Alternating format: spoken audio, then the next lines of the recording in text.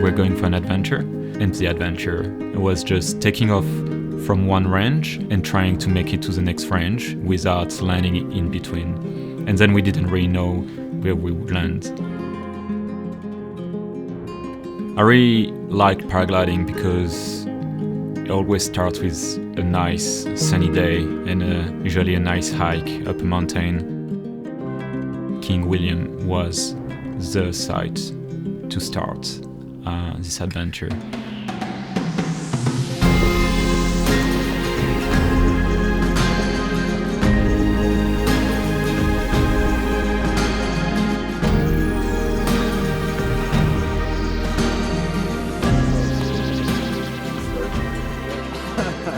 It is a 20-kilometer range, and then there is a crossing that's maybe about 10 kilometers in between the King William Range and the Denison Range. Nothing but wilderness. There are possibilities of landing, but walking out of this place would likely take us a few days.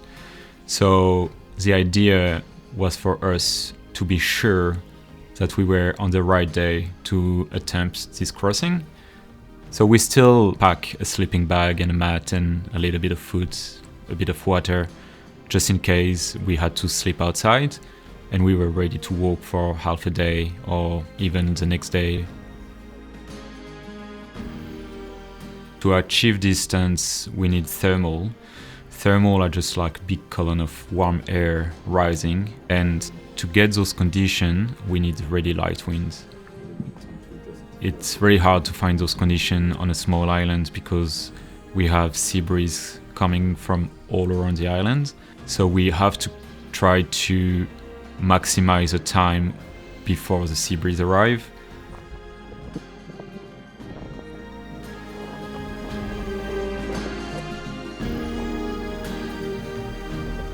So taking off in Tasmania is much different than any other paragliding site because they're very wild.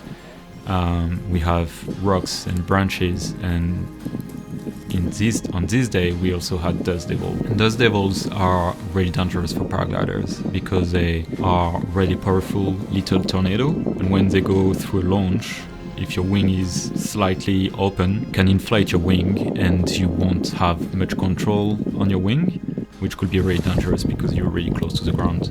So the first thing you do when you see a dust devil coming through is just jumping on your wing or trying to hold your wing down.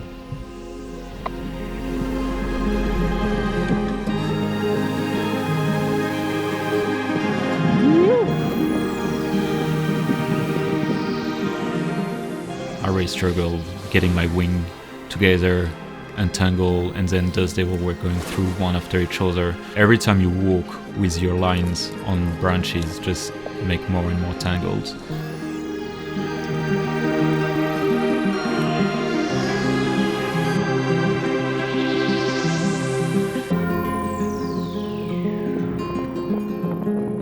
Eventually I took off 40 minutes after Ben, and I joined Ben in the air and the game started.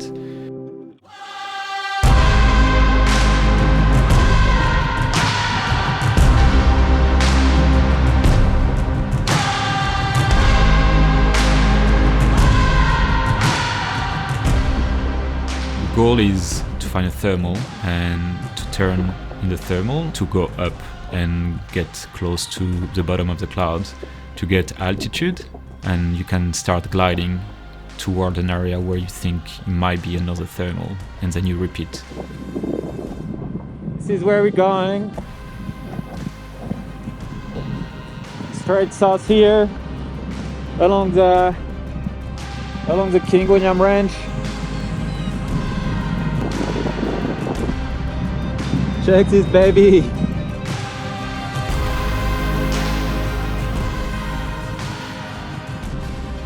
After I took off, I joined Ben in the thermal and we got to 2,300 meters, which is pretty exceptional for Tasmania. It doesn't seem a lot for the rest of the world, but here on this small island, it's pretty exciting. And then we realized that there were a lot we could do on this day.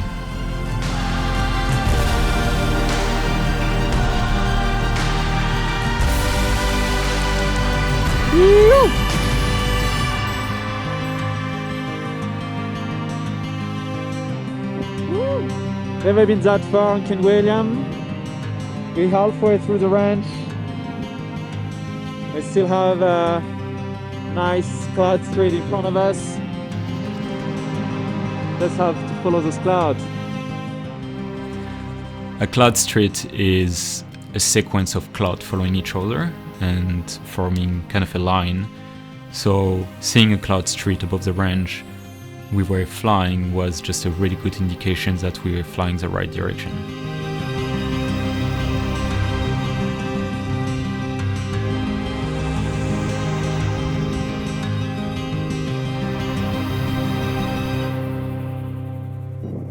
I'm just above King William 2. That's 2200 meters. Ben is just down there. It's joining me. Clouds are falling on this side, so we're definitely on the good side here. It's sunny, the wind is pushing from the east. It's just a perfect condition. We have this little instrument that tells us if we are climbing or if we are sinking, and that's really annoying beeping. We can hear, but as a pilot you actually trigger some dopamine in your body or something. Got really excited with this beeping. With experience, we know how to predict where thermal could be, which is usually on the high ground. So if we follow the high ground, it's really likely we're going to find a thermal. But where it's getting tricky, it's when the terrain is a bit flatter, just like the crossing between the King William Range and the Denison Range. We're at the end of King William Range. Still climbing at 2.8 meters per second. We are 2000 meters. Ben is just behind me. We have this big cloud in front of us here, and we have a nice cloud over there.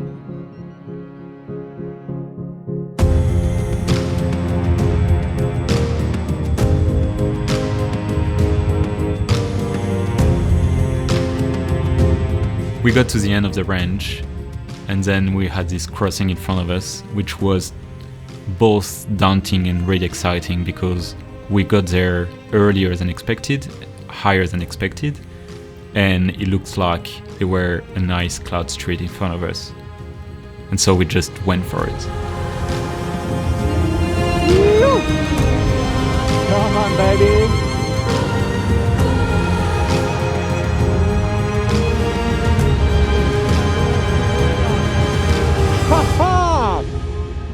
Holy moly!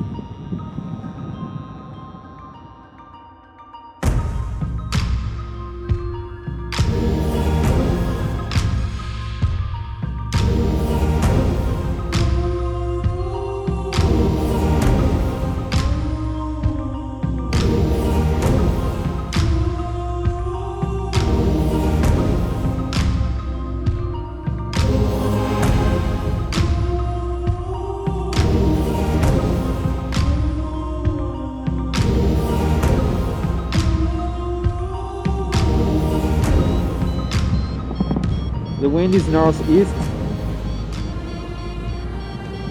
7 knots.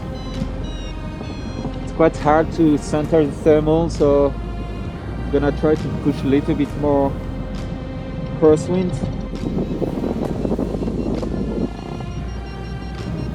But yeah, got Ben just underneath me,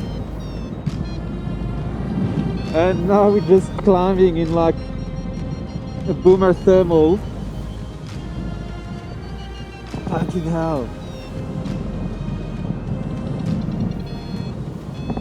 Ben and I don't fly together really often, and he's been flying a little bit less years than me, so he has a little bit less cross-country experience.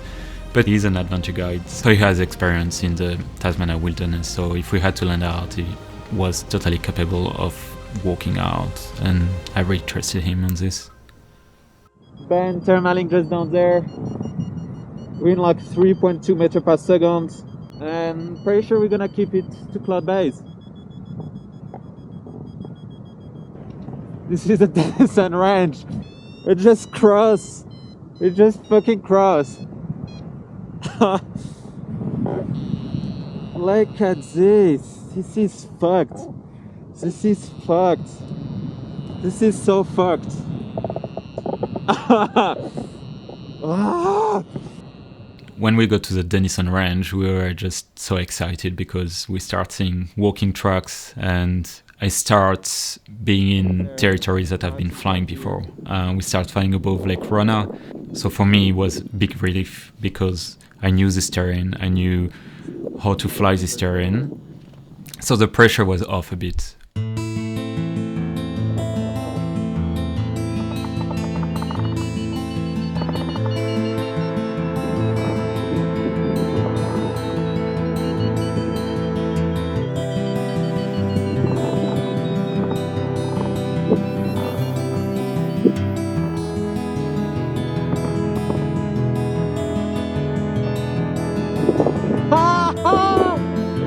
This is Lake Rona just down there.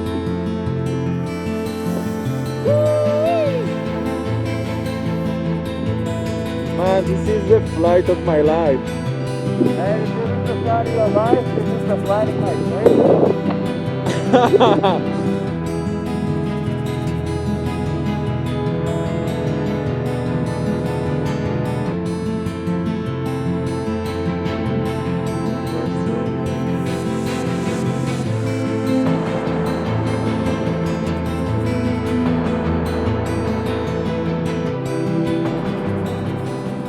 At the end of the Denison Range, we've been flying for maybe 70 kilometers, and that's when I start realizing that we were getting closer to the 93 kilometers state record that's been flown 13 years ago, and also getting closer to 100k, which is probably in the mind of all cross-country pilots in Tasmania.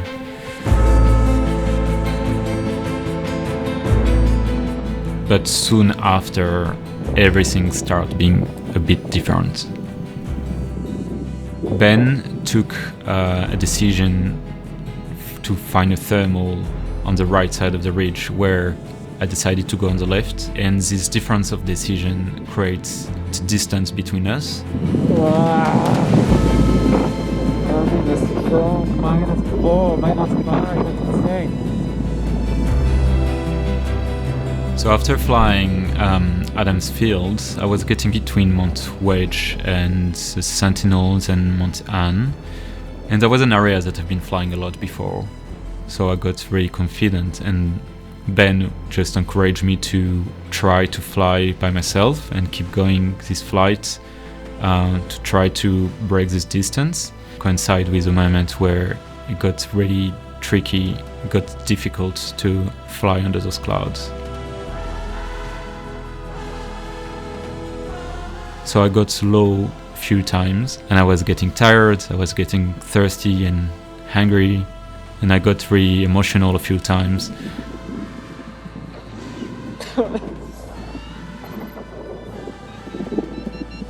Oh my god. Oh, it's 75 kilometers the flights. Okay, I really need to concentrate. I need to tag Mount Anne.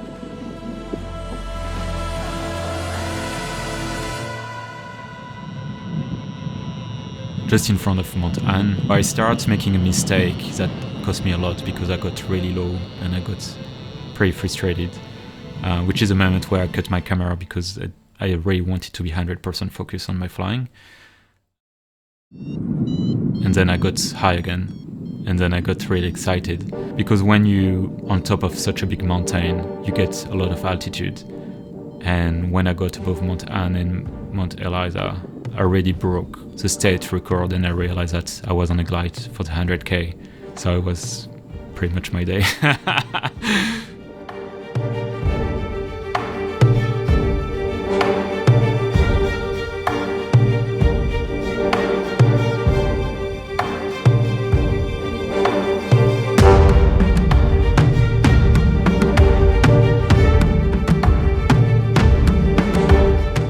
I started getting a lot of messages because we were live tracking. I was already very happy with my flight, but realizing that a community was behind me was just so touching and it makes me very happy. But then I was also still thinking about Ben that was still in the air, and like I really wanted him to join where I was. Where are you going? I'm just in front of our nav at 1300. Going down now.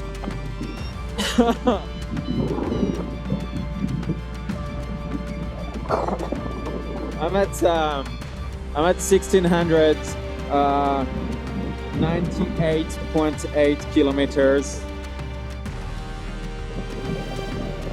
Unless I really drop straight down, I have a glide to 100k. Oh my god!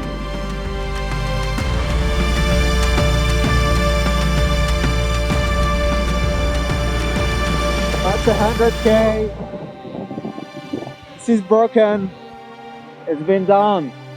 What happened was beyond expectation because we got to fly the adventure we wanted, plus break the 14 years old record, Tasmanian record, plus breaking the 3 digits record, distance record.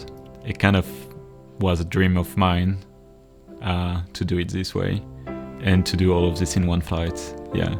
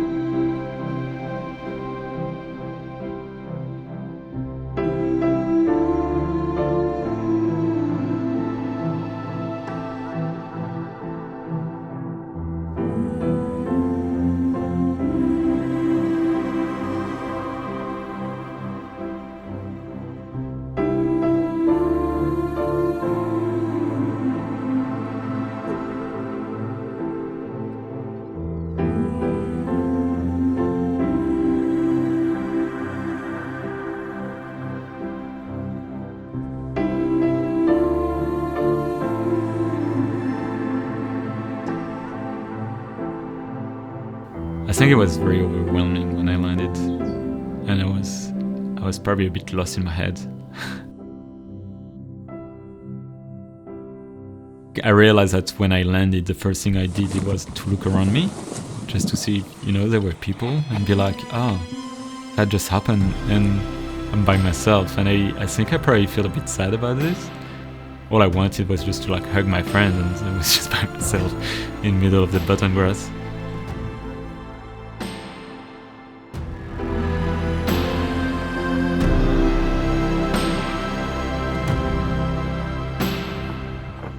Ben is still above Mountain over there, right there, and I'm pretty sure he's gonna join me. At the Ben coming for landing after 100k. And there is something quite special about landing together after such a flight with a friend.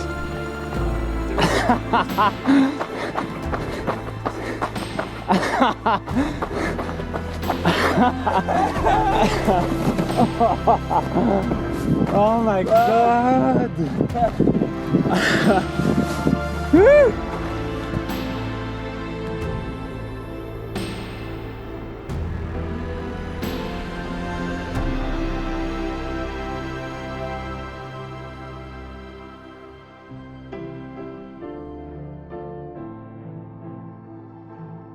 So epic to relive that flight, bro.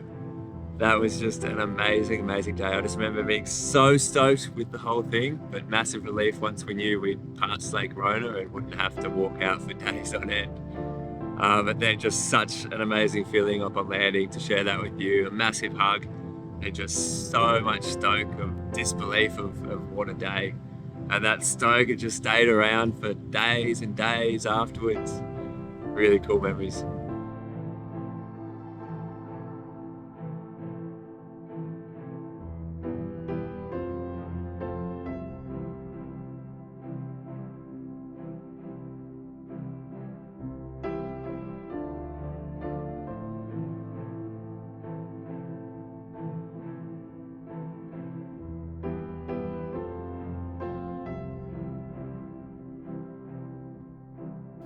the rest is history. The end.